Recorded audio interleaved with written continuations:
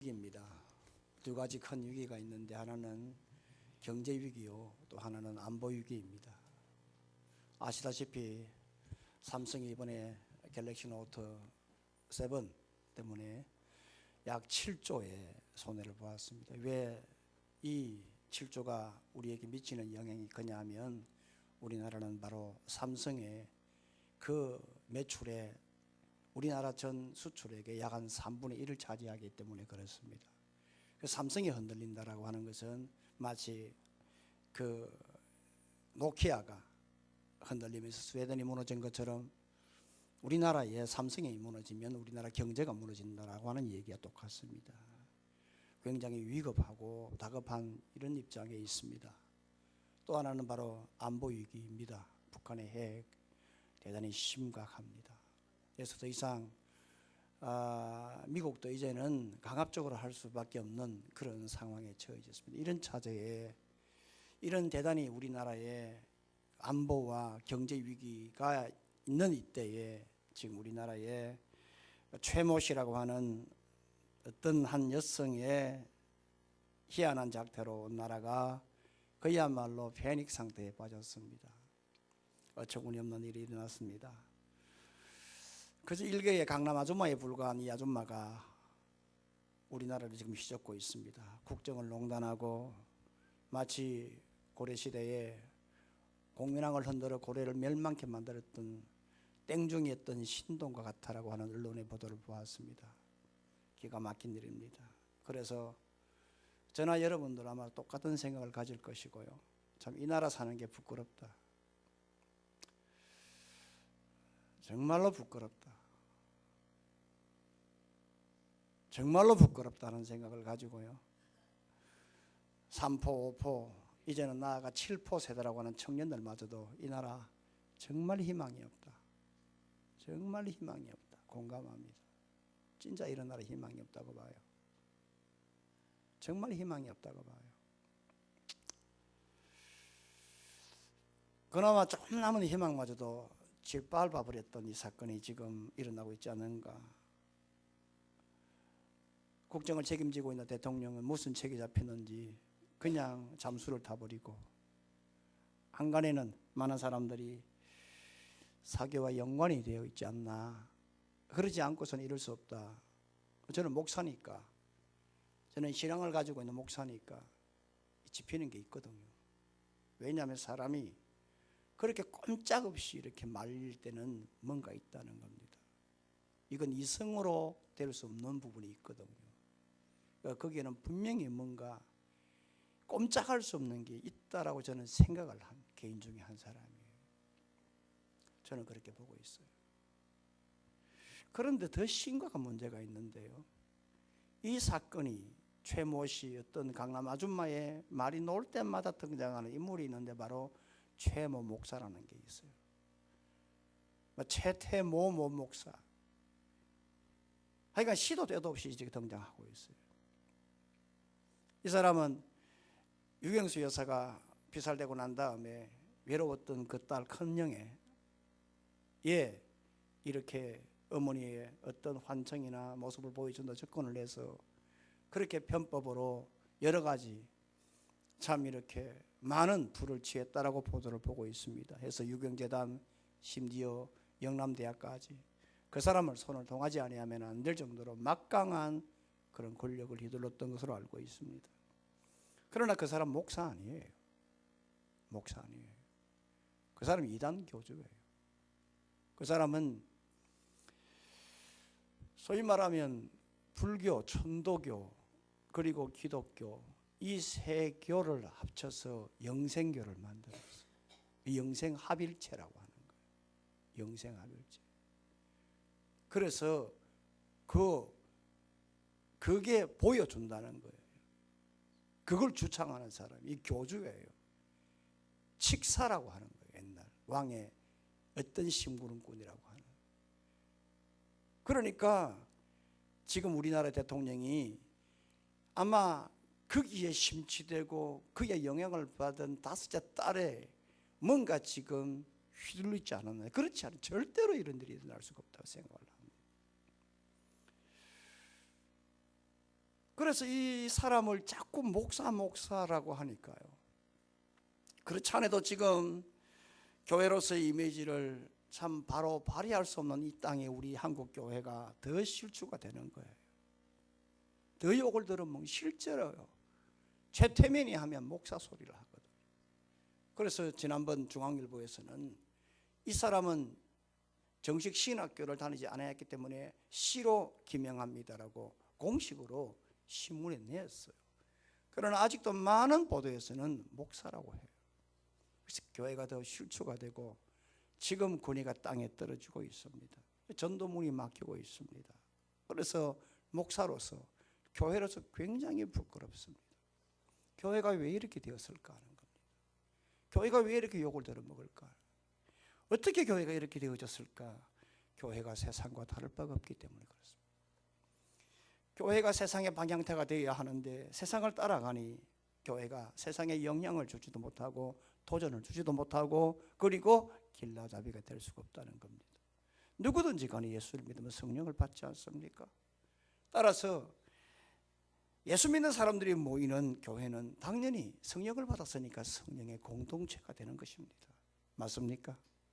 맞습니까? 교회는 성령의 공동체입니다. 그런데 이런 성령 공동체인 교회가 성령을 지배받고 성령의 은혜 속에 살아가야 하는데 성령이 소멸되는 이것이 문제라는 겁니다. 소멸한다 이 말은 불을 끄다 하는 것입니다. 그러니까 액체적으로 표현을 하면 마르는 것이고요. 또한 어떤 공기라든지 또한 바람이라든지 소리로 말하면 이게 사라지는 것을 말씀합니다. 성령이 마르거나 사라지는 것을 소멸이라고 하는 것입니다. 여러분들 알다시피 오순절 날에요.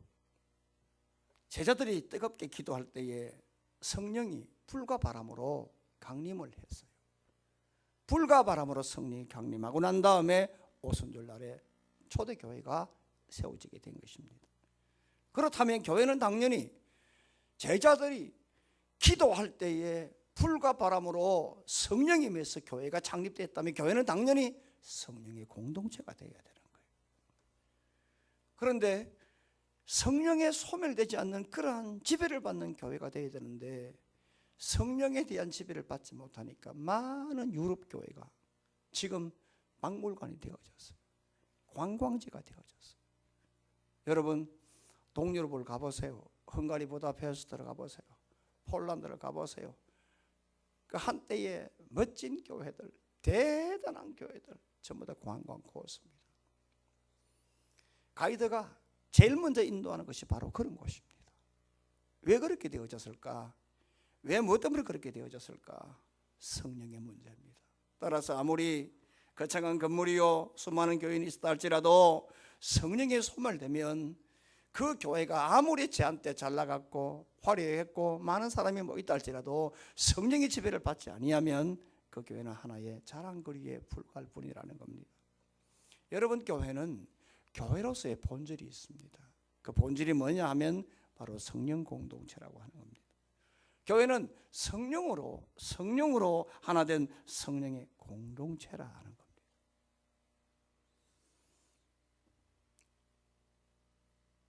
그런데 어떤 교회는 이런 성령의 공동체로서 성령을 너무 강조하다 한쪽으로 이렇게 쏠린 교회가 있지만 그러나 대부분의 교회는 성령을 모시고 있음에도 불구하고 성령을 제한하는 경우가 참 많습니다.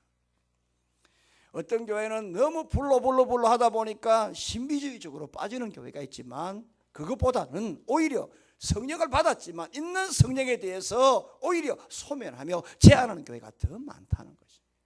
100개의 교회가 있다면 불로 하면서 오히려 자빠지는 교회가 한 5개 교회가 있다면 거의 한 태반 이상의 교회는 성령을 제한하고 있는 성령마저도 모신 성령마저도 그 능력을 발휘하지 못하게끔 묶어버린 교회가 더 많다고 하는 것입니다. 사실 대부분의 교회는 성령 부인하지 않습니다. 맞습니까? 부인하지 않습니다. 그렇지만 성령의 역사를 제한하는 것도 많습니다. 여러분 스스로 생각해 보세요. 내가 한때 어떤 신앙생활을 했는가? 어떤 분들은 한때 참 천지도 모르고 그냥 불로불로 하면서 자빠지고 넘어진 경우가 있다 라는 그러한 성도가 있는 반면에 어떤 성도는 지금까지 내가 정말 은혜가 있는지, 내가 정말 성령의 뜨거움이 있는지, 내가 성령을 체험을 했는지 그것도 모르게 지금 긴가민가 이렇게 가고 있는 그런 성도들도 있다는 것입니다. 그런 교단도 있습니다. 수목금 쪽에는 너무 불로불로해서 탈이지만 고신책에는 있는 성령마저도 제한해버리는, 통성기도하면 그것조차도 방언은 아예 그냥, 요즘 많이 변했습니다만 30년 전에 제가 전도사 처음 할 때만 하더라도 저희 어머니가 뇌졸중으로 쓰러져서 병원에 입원했을 때, 중환자실에 계실 때 제가 의지할 곳은 기도밖에, 하나님밖에 더 있겠습니까? 그래서 어머니가 중환자실에 계실 때에, 의식불명으로 있을 때에, 혼수 상태 배내고로 있을 때에 저는 바로 앞에 교회에 가서 그냥 침낭을 들고 철회를 했습니다. 새벽 5시까지 철회하고 계속 통성으로 기도하니까, 새벽 기도 인도로 나왔던 목사님이 나를 꾹 찌르더라니까요. 거기에서 기도하는 찌르니까 보니까 뭐라고 하냐, 우리 교회는 그런 교회가 아닙니다. 제가 그렇습니다. 다른 예수님이 계십니까? 했습니다. 다른 예수님이 계십니까? 제가 그렇습니다. 이 교회는 고신책이면 저는 합동적 전도사입니다. 신학은 똑같은데요, 내가 대놓고 새벽에 5시에 그 말을 했습니다. 그렇습니다, 여러분. 많은 교회가 성령에 너무 심취한 교회도 있지만 많은 교회가 성령을 제한하는 교회가 많다는 것입니다.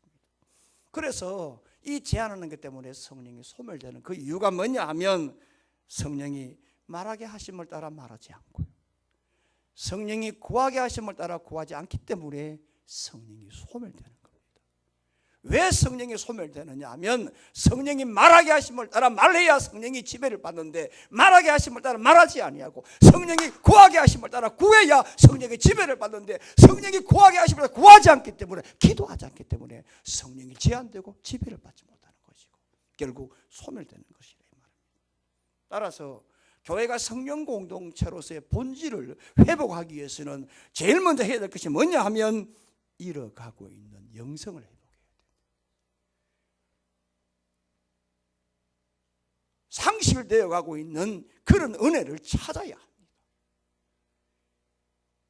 성령 공동체로서의 교회가 가장 먼저 회복해야 될 게 뭐냐 하면, 성령의 간절함, 예절함, 야성을 회복하며 거기에서 성령의 지배를 받아야 되는 거죠.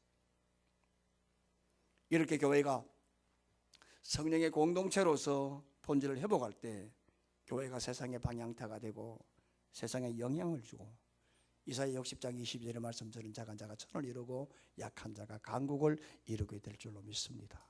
이런 은혜가 있기를 주의 이름으로 축원합니다. 그러면 우리가 성령의 지배를 받기 위해서는 어떻게 해야 되느냐 하면, 제일 먼저 받은 은혜를 나누어야 합니다. 받은 은혜를, 내가 받은 은혜 나만 가지고 있으면 안 된다고. 그러니까 죽어가는 자들을 향하여 그리를 가면 죽는다고 하는, 내가 깨닫고 보니 이 길이 진짜 백이라고 하는 거예요. 그러니까 그 길로 가면 안 된다라고 하는 이 은혜를 나눠줄 때에 거기에 폭발적으로 성령이 지배하게 되어 있어요. 성경을 읽어봅니다. 19절로 20절입니다. 시작.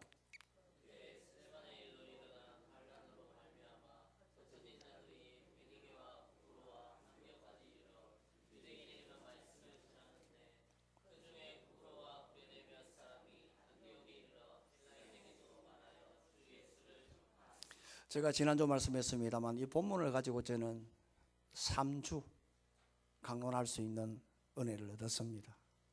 보면 볼수록 설교거리가, 묵상할수록 본문에서 솟아오르는 것을 보고 참 감사했습니다. 1주로 넘어가야 될 본문을 하나님께서 2번 더 기회를 주셨으니까 여기는 뭔가 있지 않겠나 하는 생각을 갖습니다.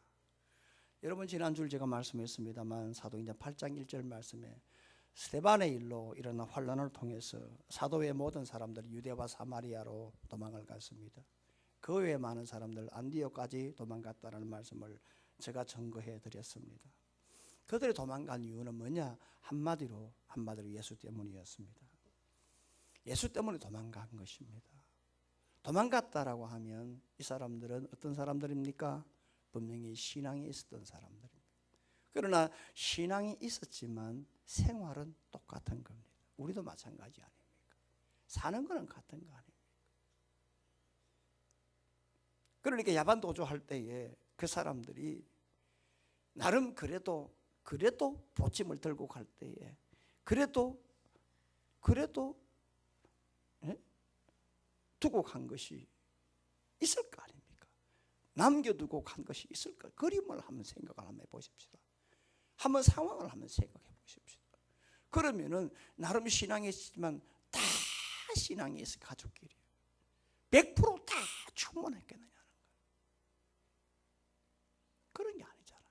우리의 생활을 돌이켜 보면 그런 그림이 그려지잖아요. 그 가운데는 원망하는 사람도 있었을 거 아닙니까? 그리고 도착을 했습니다.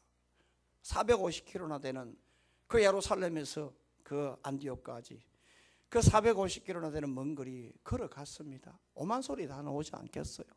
그리고 도착했습니다. 도착했지만서도 거기에 누가 준비하고 있는 사람, 그 사람들을 받아들일 사람, 영접할 사람, 그리고 때거리를 한 개라도 줄 수 있는 사람이 있겠습니까? 준비가 되어 있겠습니까? 그러니까 오만 소리가 다 나오겠죠. 오만 소리가 다 나와. 그러나 오만 소리가 다 나왔고 오만 가지 마음이, 그리고 그 이민 갈 때에 참 기대를 하는 이민이 아니라 참 지금 보면 앞으로 어떻게 될지 모르는 그야말로 전인미답의 길을 가는 그들에게 있어서 그 모든 환경을 이렇게 딱 묶을 수 있었던 그게 뭐냐 하면 주 성령의 역사입니다. 주의 은혜가 그들을 덮었기 때문에 그런 열악한 상황에도 걸어갔단 말입니다. 그래서 안디옥에 도착하자마자 19절 말씀에 뭐라고 하느냐 하면 흩어진 자들이 베니게와 쿠프로와 안디옥까지 이르러 했습니다. 도착했다 이 말입니다. 볼펜을 들고 한번 보세요. 안디옥까지 이르러 도착했는데 오늘 유대인에게만 말씀을 전했다라고 하는 겁니다. 오늘 이 사람들이 뭐냐 하면 오늘 도착해서 제일 먼저 했던 일이 뭐냐, 유대인에게만 국한되었다고 하는 겁니다. 그러니까 이 사람들 도착해서 뭐라고 하느냐 하면 도착하자마자 이 사람들에게 있어서 전도해야 될, 전해야 될 사람들이 있었다는 겁니다. 그 첫째의 대상이 뭐냐, 유대인이라고 하는 겁니다. 이 말이 무슨 말이냐 하면 우리는 비록 도망왔다는 겁니다. 너희들이 안디옥에 먼저 와서 고생을 했는지 아니면 그 안디옥에 있는 여러 가지 로마 고관들에게 혜택을 받아가지고 좀 잘 사는지 모르겠지만 오늘 유대인들이, 예수 믿는 유대인들이, 예수 때문에 도망오는 이 사람들이 막상 와서 보니까 예수 안 믿는 유대인들이 있더라는 겁니다. 그래서 오늘 이 사람들에게 뭐냐 하면 이대로 살면 죽는다라고 하는 겁니다. 이대로 가면 멸망한다라고 하는 겁니다. 이대로 가면 적길로 가면 안 된다고. 그래서 이 사람들에게 꼭 해야 될 게 있단 말이에요. 그게 뭐냐, 복음이었어요. 이게 뭐냐, 은혜였어요. 그래, 내가 받은 은혜, 내가 받은 사랑, 내가 받은 긍휼, 내가 받은 하늘의 천국에 대한 열쇠, 이것만큼을 꼭 전해주고 싶어서. 그래서 도착하자마자 그들이 피곤에 상접하고 원망하고 그들의 참으로 거처하는 여러 곳에서 참 안락할 수 없는 여러 가지 핍비한 삶이 있었음에도 불구하고 제일 먼저 오늘 이 은혜를 증거해야만 되는 그 대상이 누구냐, 유대인들이었어요. 은혜 받은 자들은 은혜를 나눠주고자 하는 그러한 뜨거움이 있는 거예요. 성령의 은혜를 받은 사람들은 생활을 초월할 수 있는 능력이 있고 그 은혜가 그 사람들의 생활을 정복하게 만드는 거예요. 이것으로 끝나면 괜찮아요. 그런데 20절의 말씀을 보니까 그 중에 구브로와 구레네 몇 사람이, 많은 사람 아닙니다. 몇 사람이 안디옥에 이르러, 똑같이 이르러 도착했다는 겁니다. 이르러 헬라인에게 도 조사합니다. 29절에는 만, 그 다음에 20절에는 도. 제가 본문을 보는데 이게 눈에 팍 들어오더라. 정말 은혜였어요. 이런 게 있었나. 19절에는 만, 도. 그런데 그 앞에 보니까 똑같이 이르러 있는 거예요. 한술 더 떴어요. 구브레와 구레네에 일찍이 도망갔던 사람들이, 이 사람들은 무슨 연유인지 몰라도 이 사람들도 똑같이 똑같이 예수 믿는 것 때문에 핍박을 받고 디아스포라 도망가서 안디옥까지. 이 사람들도 이미 헬라파로 이미 외국에 있음에도 불구하고 구브로는 섬입니다. 바나바의 고향입니다. 거기 있음에도 불구하고 또다시 배를 타고 안디옥까지 온 겁니다. 거기 와서 하는 말이 뭐냐, 도착하자마자 이 사람들 헬라인에게 도 전거했다는 겁니다. 그 사람들이 얼마나 잘 살는지 모르겠습니다. 그 사람들이 얼마나 안정되게 삶을 사는지 모르겠습니다. 그러나 분명한 것은 지난 시간에 말씀한 것처럼 안디옥은 대단한 도시였습니다. 구레네에 있는 안디옥에 아주 그 헬라인 사람들이 똑같은 헬라 사람이랄지라도 이 사람들 유대파 사람들이요, 안디옥에 있는 헬라파 사람은 로마 사람들입니다. 로마에 은퇴한 사람들입니다. 고관대작들입니다. 잘 살았습니다. 지위가 있었습니다. 노가 올라갑니다. 그리고 물건을 쥐고 있었고 권력을 쥐고 있었던 사람들입니다. 그런데 오늘 피피한 이 헬라파 이 유대인들이 안디옥에 도착하자마자 이 로마파 헬라인에게 도 전거했다 이 말입니다. 그 말이 무슨 말이냐? 오늘 내가 이렇게 참으로 참 어렵게 살지만, 당신들은 대단하게 살지만 그게 끝나는 게 아니다. 그게 영원한 게 아니다. 그게 정말로 잘난 게 아니다. 거기로 가면 죽는다. 그러니까 내가 받은 은혜, 내가 아는 영생, 내가 아는 천국, 내가 아는 하나님의 진리의 말씀, 이걸 좀 나누자고 하는 겁니다. 어떤 사람이 이런 은혜를 나눌까? 어떤 사람이 이러한 은총에 대해서 마음을 두고 입술을 열까? 성령에 충만한 사람들. 성령의 지배를 받지 아니하고는, 성령의 충만을 받지 아니하고, 성령의 통치를 받지 아니하고는 내가 가지고 있는 이것을 입으로 전달할 수가 없는 거고 나눌 수가 없는 거예요. 자기 먹고 살기 바쁜 거예요. 따라서 이들에게 있어서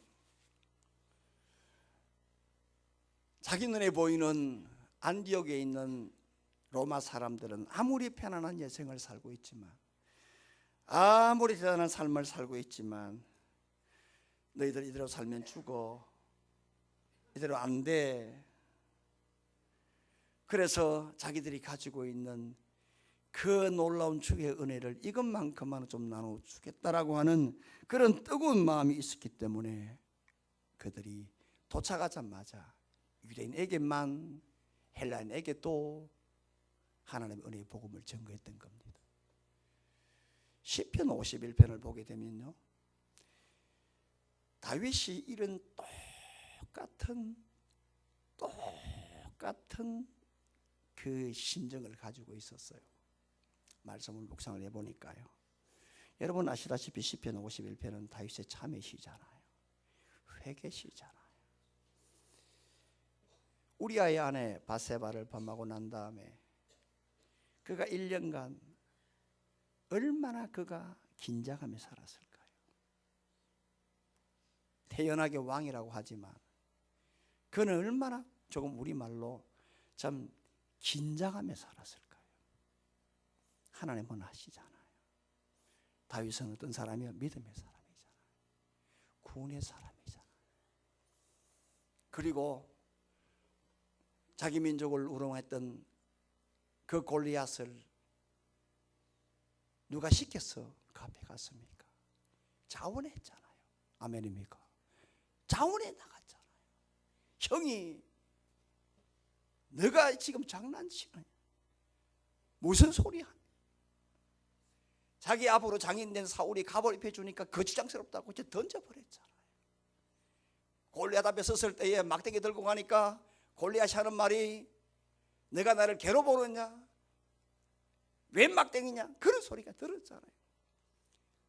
그러나 다윗이 뭐라고 했느냐? 너가 칼과 창과 단창으로 나에게 오지만 나는 전능한 만군의 여호와의 이름으로 내가 너에게 가노라라고 하잖아요. 은혜가 있었어요. 구원의 확신이 있었어요. 지금 죽어도 천국 갈 수 있다는 믿음도 있었어요. 그리고 누구 뭐라 하더라도 자기 스스로 주를 위해 살고자 하는 자원하는 마음도 있었지만, 죄를 지은 그 1년 동안에는 모든 게 사라졌어요. 요즘 말로 완전 수구리하고 있었어요. 그래서 그가 시편 51편 12절 말씀에 뭐라고 하느냐 하면, 자원하는 먼저 구원의 즐거움을 회복시켜 주시고 했어요. 구원의 확신이 있습니다. 그러나 죄를 지을 때는, 다시 말하면 하나님 앞에 막혔을 때는, 다시 말해 성령이 소멸될 때는 구원의 즐거움이 사라지는 거예요. 구원의 감격이 없는 거예요. 아멘입니까? 이게 진리예요. 구원을 받았지만 그 구원이 주는 그 감격, 희열, 즐거움은 사라지는 거예요. 또한 자원하는 심령이 사라지는 거예요. 언제 내가 그렇게 주를 위해 살았나? 없어져요. 네? 억지로 시켜도 안 되는데 내 스스로 한다? 까마득해 해요. 왜? 막혀 있을 때, 성령이 소멸될 때. 그런데 다윗이 주님 앞에 처절하게 회개했어요. 주님 용서해달라고. 주님 용서해달라고. 나의 죄를 용서해달라고 처절하게 회개했을 때에, 그때에 다윗의 영을 성령이 지배하셔서 완전히 회복되어졌어요. 완전히 회복되자 드디어 다윗의 눈에는 자기 길로 걸어온 사람이 보이기 시작한 거예요. 자기처럼 한때에 망조길을 걸어간 사람이 눈에 들어오기 시작한 거예요. 저 길로 가면 죽는데 그 길로 가는 사람들이 눈에 보이기 시작하는 거예요. 천지도 모르게 깝죽대는 사람들, 예전에 지가 자기 같은 사람들이 드디어 눈에 보이게 되는 거예요. 지금 우리 노예 어느 장로님이 하시는 말씀이 뭐냐면은, 저놈을 보니까, 저 친구 저 사람 보니까 꼭 옛날 내가 죽을 때, 내가 망쳐들 때 똑같은 길 간다. 사람은 당해봐야 알게 되는 거예요. 지나가봐야 눈이 열리는 거예요. 다윗이 그랬어요. 다윗이 한때에 그야말로 잘 나갔지만 그 죄를 통해서 하나님 앞에 얼마나 하나님의 매가 대단한가를 깨닫고 난 다음에 처절히 회개하고 성령의 지배를 받자 그 뒤에 자기 길로 걸어오는 사람들이 눈에 들어오기 시작한 것이 바로 시편 51편 13절이에요. 그리하면 내가 범죄자에게 주의 도를 가르치리니 죄인들이 죽게 돌아오리다. 받은 은혜가 있다는 겁니다. 처절하게 깨지고 난 다음에 회개하고 성령의 지배를 받자 그때부터 뭐냐? 저 길로 가면 죽는다. 저 범죄자의 길로 가면 저 죽는다. 그래서 주의 도를 가르치겠다고 하는 겁니다. 안 된다고 하는 거. 그리 가면 죽는다고 하는 거. 그리 가면 망조가 난다고 하는 거, 그걸 자기가 가르치겠다라고 하는 자원하는 심령이 생겼고, 그리하면 죄인들이 죽게 돌아오리다. 은혜 받은 자들은요, 은혜를 나누고자 하는 게 있어요. 성령의 지배를 받은 자는 이러한 이 은혜를 받은 것을 좀 주고자 하는 이러한 이 디바이드가 있다는 겁니다.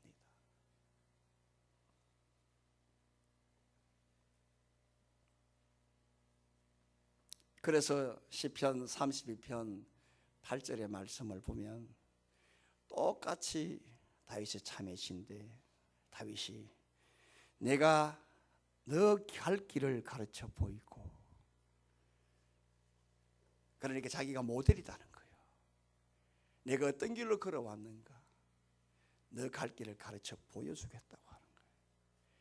그리고 너를 주목해서 훈계하리로다. 그래서 은혜 받은 자는 자꾸 은혜를 나눠주려고 하는 거예요. 어떤 사람이 이런 은혜를 나눠주려고 하느냐, 훈계하고 가르치고 보여주려고 하느냐면, 한때에 성령에 소멸되었으나 회개하고 성령의 지배를 받은 자들, 이런 사람들만이 은혜를 나누고자 하는 그런 은총이 있다는 사실입니다. 사도 바울도 로마서 9장 1절로 3절의 말씀을 보게 되면 처절하게 자기 민족을 향하여 자기는 죽더라도 오늘 내 민족이 살기를 원한다고. 바울이 어떤 사람이었느냐는 여러분 잘 아시잖아요. 한때에 완전히 죄악 가운데 굴렀던 사람들 아닙니까? 그러나 다메섹 도상에서 예수 그리스도를 만나고 난 다음에 바울이 완전히 뒤집어지고 난 다음에 알고 보니까 이 유대인들이 이렇게 살면 죽는다고 하는 거예요. 그러니까 자기는 차라리 하늘 아래 호적이 자기는 사라진다 할지라도 오늘 나의 민족이 살기를 원한다라고 하는 것은 은혜가 있다는 겁니다.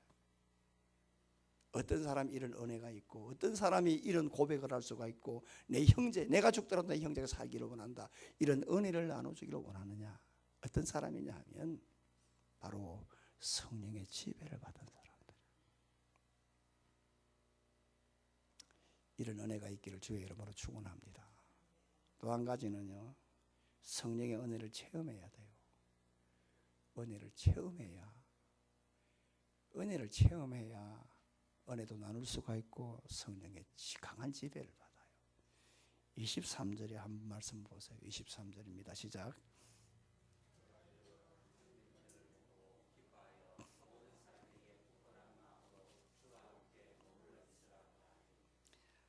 안디옥에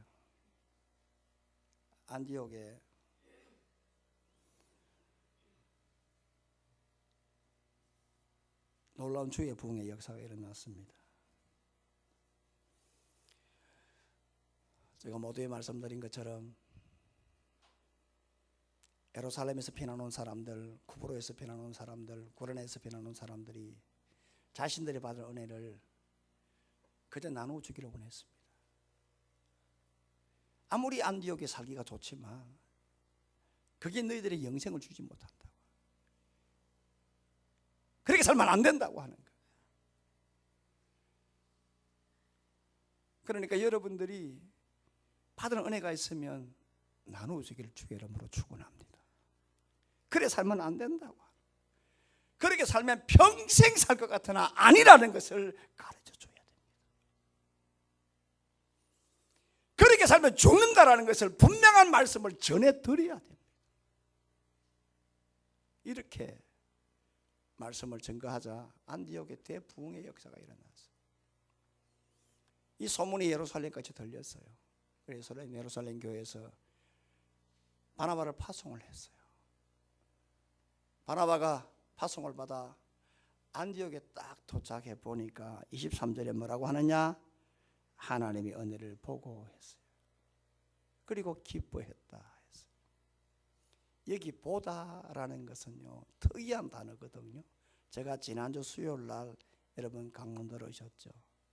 수요일날에요, 성찬에 대해서 말씀을 하면서 제가 이 시대에 해결 방안에 대해서 말씀을 드렸어요. 이 시대에 저는 이미 그날 우리 대한민국의 지도자가 뭔가 수요일이니까요, 제가 편하게 이야기했죠. 뭔가 둘러시지 않았나, 그 표현을 냈어요. 왜냐, 저는 종교적으로 봤거든요. 영적으로 봤단 말이에요. 감이 딱 오는 거예요. 저는 첫 이 사건을 볼 때. 그래서 그때에 누가복음 6장에 있는 말씀을 가지고, 눈에 티와 들보를 가지고 제가 접목을 해서 말씀을 드렸어요. 그때에 누가복음 42절 말씀에 밝히 보고라고 할 때에 여기에 보았다는 말은 똑같거든요. 은혜를 보고. 그런데 의미가 달라요. 그날에 보았다는 것은 제가 여러분 기억할지 몰라도 뭐예요? 블레포라는 게 본다는데, 누가복음 6장 40에 디아블레포, 뚫어지게 본다는 거예요. 뚫어지게 본다. 그게 디아블레포인데, 여기 말하는 누가복음 11장 23절에 있는 은혜를 보고 하는 것은 그냥 보는 게 아니에요. 특이한 단어인데 이게 뭐냐 하면 에이도입니다. 에이도. 이게 뭐냐? 확신하다, 느끼다, 체험하다는 뜻이에요. 그러니까 이 말입니다. 바나바가 안디옥에 딱 도착하니까, 파송받았어요. 딱 도착하니까 안디옥 사람들에게 있어서 그들이 성령의 은혜를 얼마나 받았는지, 성령의 어떤 지배가 얼마나 대단했는지 그 체험엔 그들이 참 예수 믿고 은혜에 완전 사로잡힌 것을 바나바가 확신했다 이 말입니다. 어떤 사람이 이렇게 미친 듯이 하루 이틀도 아니고 그 로마에서 이렇게 쉬러 온 그 안디옥의 그 별장을 가진 사람들에게 그렇게 미친 듯이 복음을 전했을까요? 성령에 붙잡히지 않으면 안 돼요. 그러니까 그들이 성령에 붙잡혀서 성령의 체험을 하니까 미친 듯이 복음을 전가. 그러니까 나타나는 게 뭐죠? 얼굴이 달덩이지는 기쁨이 찾아온 거예요. 할렐루야. 이런 은혜가 있는 거예요. 이걸 지금 바나바가 보았다는 거예요. 이걸요. 그러니까 어떤 사람이 참 기쁘게 살아가느냐, 얼굴이 참 환하게 기쁨으로 살아갔냐 하면 늘 성령의 지배를 받는 사람이에요.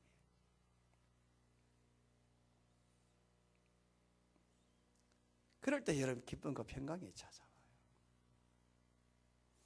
누가복음 12장 49절 말씀에 예수님이 이런 말씀했습니다. 내가 불을 땅에 던지러 왔다.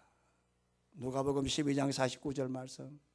내가 불을 땅에 던지러 왔다 말씀을. 주님께서 불을 이 땅에 던지러 왔다고 말씀. 주님이 이 땅에 물을 던지러 온 것이 아니라 돌을 던지러 온 것이 아니라 불을 던지러 왔다고 말씀. 이 말이 무슨 말이냐면 주님은 우리에게 뜨거움을 원하는 거예요. 주님은 우리에게 그야말로 심령의 뜨거운 불빛이 끓어오도록 하기 위해서 우리에게 이 불을 던지러 이 땅에 오셨다고 말씀합니다. 다시 말하면 성령의 체험을 하는 그러한 사람들이 이 땅에 수많은 사람들이 있어야 될 줄 알았기 때문에, 다시 말하면 오늘 성도들 그리스도는 은혜의 불길을 받고 은혜의 체험을 해야 되기 때문에 이 땅에 예수님께서는 불을 던지러 왔다고 말씀합니다. 따라서 그리스도인은 어떤 삶을 살아야 하느냐? 은혜를 체험해야 돼요. 은혜를 알아야 돼요. 똑같은 교인이 있습니다. 똑같은 찬송을 부릅니다만 어떤 성도는 그야말로 참으로 뜨겁게 부르는 그러한 매미형 성도가 있는가 하면 어떤 성도는 그냥 입만 나불거리는 금붕형 성도가 있어요. 앞에서 보세요. 환히 다 보여요. 이 사람이 지금 은혜를 받고 있는지, 엉뚱한 생각을 하는지, 아니면 지금 막 빠져들어가는지, 아니면 은혜가 다시 회복되는지 훤히 다 보여요.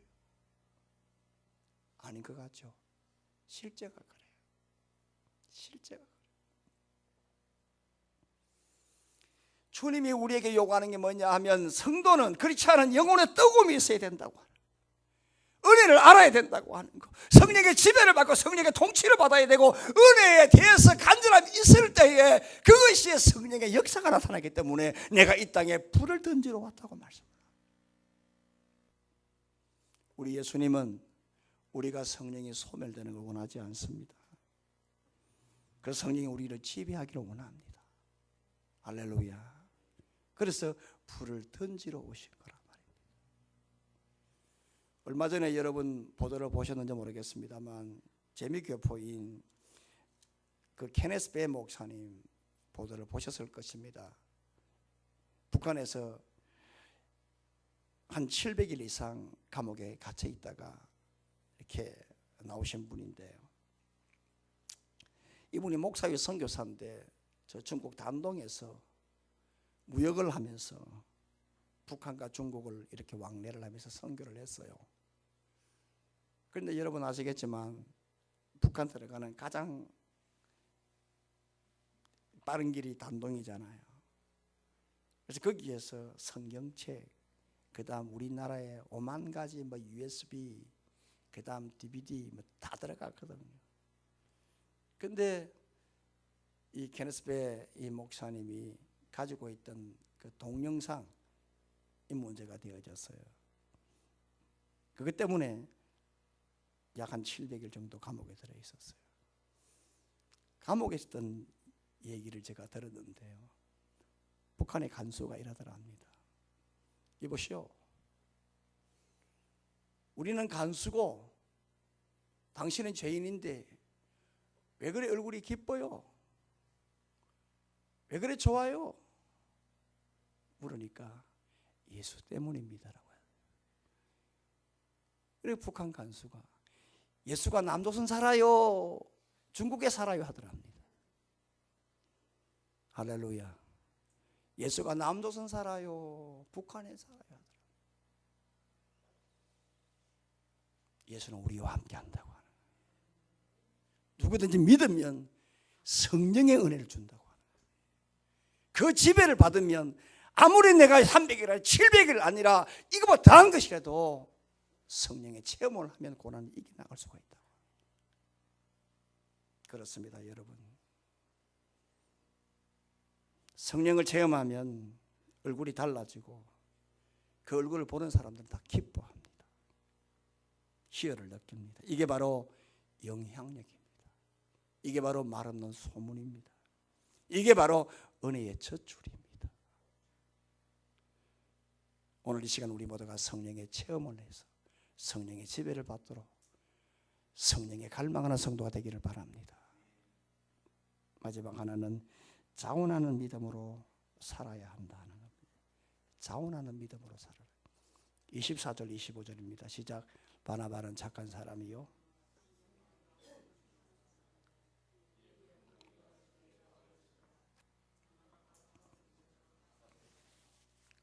24절 보면 바나바의 신앙을 정의하는데 한마디로 성령과 믿음이 충만한 사람이에요. 성령과 믿음을 동일히 선상해요. 어떤 사람의 믿음이 있느냐? 성령의 지배를 받는 사람. 어떤 사람의 성령이 충만한, 어떤 사람의 성령의 지배받느냐? 믿음이 충만한, 동일히 선상에 받았어요.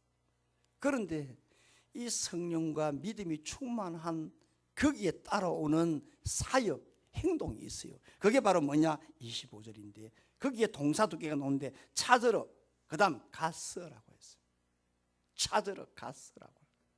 바나바는요, 믿음이 있었기 때문에 예루살렘에서 안디옥으로 파송을 받아왔고, 믿음이 있었기 때문에 안디옥에서 자기 혼자 사역을 감당할 수가 없기 때문에 모든 기득권을 다 내려놓고 안디옥에서 약 275km 떨어진 다소로 간 것입니다. 누가 시켰습니까? 누가 가라고 했습니까? 네? 누가 요구했습니까? 아니면 다른 게 있었습니까? 오직 하나, 바나바가 안디옥으로 내려왔고 안디옥에서 다소로 거기에 바울을 데리러 갔던 것은 오직 하나, 자원하는 마음으로 안디옥 교회를 주의 교회로 살리고, 그리고 이방인을 위한 첫 교회로서 하나님의 영광된 교회로 세우기 위해서 누가 말해줘도 아니요, 스스로 간 것이라 이 말입니다. 그러면 이 자원하는 믿음이 어디서 왔느냐? 성령의 충만함이에요. 그러 어떤 사람이 자원하는 믿음으로 주의 일을 하며 어떤 사람이 자원하는 마음으로 시키지 않은데도 가느냐 하면 성령의 지배를 받는 사람이라 말할 수 있어요. 그래서 여러분들이 그야말로 참 주의 일을 스스로 하려고 할 때요, 거기에는 말할 수 없는 주의 은혜가 임한다는 사실을 여러분 하시본 분들, 처음 하신 분들은 알 겁니다. 여러분, 자원봉사 있잖아요. 한자로 그대로 해석을 해볼까요? 자원, 스스로 원하면서 뭡니까? 자원봉사, 예, 섬기고 그 다음에 뭡니까? 예, 받들고 섬기는 게 자원봉사입니다. 영어로 자원봉사 volunteer라고 하잖아요. 헬라어로 이 말이 무슨 말이냐? 볼런타입니다. 이게 볼런타스, 이 말이 뭐냐? 자유의지입니다. 자유의지. 안 해도 된다는 겁니다. 거절해도 된다는 겁니다. 그러나 내 스스로 누가 시킨 게 아니라는 거예요. 자원봉사는 볼런타스, 자유의지라고 하는 거예요. 내 스스로 하는 거예요. 이것이 여러분 마태복음 15장에 나오는 거예요. 주인이 보나 안 보나, 있으나 없으나, 시키나 안 시키나 자기 할 일 자기가 하는 거예요. 이것이 어떤 사람들이 할 수 있느냐? 성령의 지배를 받은 사람. 여기에서 여러분 사배 원리가 나오는 겁니다. 내가 재밌어 보십시오. 시키나 안 시키나 미쳐버리는 겁니다. 내가 재밌어 보십시오. 몰두하는 겁니다. 거기에 집중하는 겁니다. 그래서 거기에 3C가 나오지 않습니까? 신뢰가 나오고, 컨피던스가 나오고, 그리고 컨셔프레이션, 그리고 거기 집중이 나오고, 거기에 나와서 뭡니까? 성공이 나오는 거예요. 그러니까 어떤 사람의 성령의 지배를 받느냐 하면 내 스스로 자원해서 주의 일을 감당하는 사람이에요. 여러분, 교회 안에서도 어떤 사람이 은혜 속에 사는 줄 아세요? 누가 말 안 해도 일찍 나와서 자기 할 일, 구석구석에 일이 보이는 거예요. 아멘입니까? 그 체험하신 분들 아멘 맞습니까?